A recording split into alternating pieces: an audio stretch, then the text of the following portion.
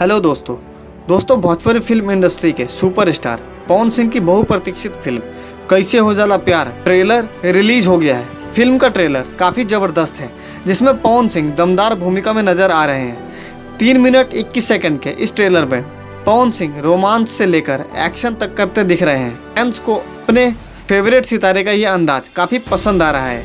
दोस्तों फिल्म में पवन सिंह के अपोजिट काजल राघवानी एक बार फिर से नजर आने वाली है। दोनों की जोड़ी लंबे अरसे के बाद एक साथ बड़े पर्दे पर नजर आने वाली है।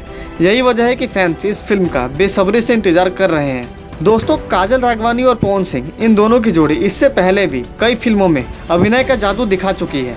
फिल्म का निर्माण राजीव रंजन सिंह और अमित कुमार सिंह ने किया है। वहीं पवन सिंह का कहना है कि इस फिल्म की कहानी उन्हें काफ़ी अच्छी लगी और दर्शकों को भी ये फिल्म जरूर पसंद आएगी। दोस्तों क्या आप लोगों ने इस फिल्म का ट्रेलर देखा है तो मुझे कमेंट करें और वीडियो अच्छी लगी हो तो वीडियो को लाइक करें और चैनल को सब्सक्राइब करें।